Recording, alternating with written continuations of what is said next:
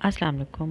आज मैं ਤੁਹਾਡੇ ਵਾਸਤੇ ਇੱਕ ਪੁਲਾਓ ਦੀ ਰੈਸਪੀ ਲੈ ਕੇ ਆਈ ਹਾਂ ਜੋ ਬਹੁਤ ਹੀ ਬਿਹਤਰੀਨ ਹੈ। ਚਿਕਨ ਤੇ ਵੈਜੀਟੇਬਲ ਪੁਲਾਓ ਹੈ ਜੀ। ਇਹਨੂੰ ਸ਼ੁਰੂ ਕਰਨੇ ਆ। ਸਭ ਤੋਂ ਪਹਿਲੇ ਸਾਨੂੰ 1 ਕੱਪ ਆਇਲ ਚਾਹੀਦਾ ਹੈ। ਠੀਕ ਹੈ, ਇਹਦੇ ਵਿੱਚ ਤੁਸੀਂ 2 ਦਰਮਿਆਨੇ ਸਾਈਜ਼ ਦੇ ਬਾਰੀਕ ਕਟੇ ਹੋਏ ਪਿਆਜ਼ ਡਾਲੋਗੇ। ਉਹਨਾਂ ਨੂੰ ਤੁਸੀਂ ਮਿਕਸ ਕਰਕੇ ਅੱਛੇ ਜਿਹੇ ਉਹਨੂੰ ਫਰਾਈ ਕਰ ਲੈਣਾ। ਉਹਨਾਂ ਦਾ ਹਲਕਾ ਹਲਕਾ ਰੰਗ ਆਏ। ਠੀਕ ਹੈ, ਉਸ ਤੋਂ ਬਾਅਦ ਤੁਸੀਂ ਕੀ ਕਰੋਗੇ, ਉਹਦੇ ਵਿੱਚ ਤੁਸੀਂ ਸ਼ਾਮਿਲ ਕਰ ਲੋਗੇ ਅਦਰਕ ਲਸਣ ਦਾ ਪੇਸਟ। ठीक है, अदरक लहसुन का पेस्ट तुसी 1 टेबल स्पून शामिल करोगे। इन्हू अच्छी तरह मिक्स कर लो।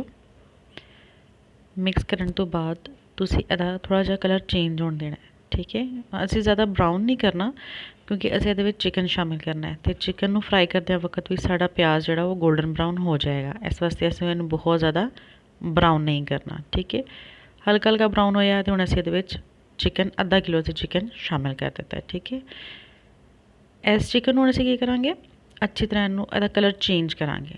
ਅਗਰ ਕਲਰ ਚੇਂਜ ਹੋ ਜਾਏਗਾ ਤਾਂ ਫਿਰ ਕੀ ਹੋਏਗਾ, ਉਹਦਾ ਟੇਸਟ ਵੀ ਬਹੁਤ ਜ਼ਬਰਦਸਤ ਹੋ ਜਾਂਦਾ ਹੈ। ਅਤੇ ਇਹਨੂੰ ਤੁਸੀਂ ਇੰਨਾ ਬਰਾਊਨ ਕਰਨਾ ਹੈ ਕਿ ਇਹਦਾ ਕਲਰ ਬਿਲਕੁਲ ਚੇਂਜ ਹੋ ਜਾਏ। ਹੁਣ ਮੈਂ ਇਹਦੇ 'ਚ ਸ਼ਾਮਿਲ ਕਰ ਲਾਂਗੀ ਬਾਰੀਕ ਕੱਟੀ ਹੋਈ ਹਰੀ ਮਿਰਚ। ਹਰੀ ਮਿਰਚ ਬਹੁਤ ਜ਼ਬਰਦਸਤ ਫਲੇਵਰ ਦੇਗਾ। ਠੀਕ ਹੈ, ਇਹਨੂੰ ਬਾਰੀਕ ਬਾਰੀਕ ਤੁਸੀਂ ਕੱਟ ਲੈਣਾ। ਅੱਛਾ, ਚਿਕਨ ਨੂੰ ਮੈਂ ਕੀ ਕੀਤਾ, ਜੋ ਲੈਗ ਪੀਸ ਸੀ ਉਹਨੂੰ ਮੈਂ ਕੱਟ ਲਾ ਲਏ ਸਨ ਤਾਂ ਕਿ ਉਹ ਅੰਦਰ ਤੱਕ ਉਹਦਾ ਕਲਰ ਜਿਹੜਾ ਉਹ ਚੇਂਜ ਹੋਈਏ ਅਤੇ ਪੱਕ ਜਾਏ, ਕੱਚਾ ਕੱਚਾ ਨਾ ਰਹੇ ਅੰਦਰੋਂ। ठीक है, हम ये असी शामिल करांगे बारीक 1 कटा होया टमाटर। ठीक, इनू तुसीं अच्छी तरह मिक्स करो। इहदा ब्राउन इनू मसाले नू होण दवो। हुण मैं इहदे की कीता है, मैं एक पाउडर तैयार कर लिया सी जिहदे विच मैं खुश्क धनिया, सफ़ेद ज़ीरा, काला ज़ीरा, काली मिर्च ते अजवाइन इन्हां नू मैं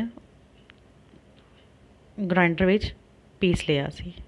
ठीक है, और मैं शामिल करांगी ये 1 खाने का चम्मच लाल मिर्च।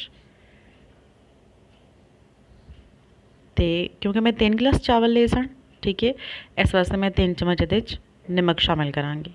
तुसी देख लियो जिस तरह हिसाब से तुसी चावल लोगे तुसी उस हिसाब का ही नमक, अगर तुसी कटोरी तो नापदे हो तो कटोरी के हिसाब नाल, अगर 2 कटोरियाँ 3 कटोरियाँ तो उस हिसाब नाल तुसी चम्मच डालोगे। ठीक है, आधी टेबल स्पून मैं ये डाल लिए काली मिर्च। उन्होंने अच्छी तरह मिक्स करके हुण मैं की किया है, मैं ये शामिल कर लेने सब्जियां। ठीक है, सब्जियां मैं लेने आलू, शिमला मिर्च तो इस तो इलावा गाजर। ठीक है, आजकल चाइनीज़ गाजर आ रही है तो चाइनीज़ गाजर ही तुम शामिल कर लो। इन्हों अच्छी तरह मिक्स करना। देखो ऑयल बिल्कुल अलग हो चुका है, अच्छी तरह बुनाई की गई है। ठीक है, चिकन का कलर भी चेंज हो चुका है तो बाकी तमाम चीज़ों का भी कलर चेंज हो चुका है। हुण ये शामिल कर लोगे पानी। अच्छा, पानी हूँ तुम इस तरह शामिल करना है कि क्योंकि मैं 3 गिलास चावल ले सन तो देखा जाए तो 6 गिलास पानी जाना चाहिए, लेकिन मैं की किया ये 5 गिलास पानी पाया। ठीक है, वह तो मैं तुहानूं तरीका दसांगी कि क्यों मैं पानी घट पाया। अच्छा, हुण इहनूं बॉयल आ गया पानी, हुण असीं की करांगे, इहनूं कवर कर देंगे ढक्कन दे नाल।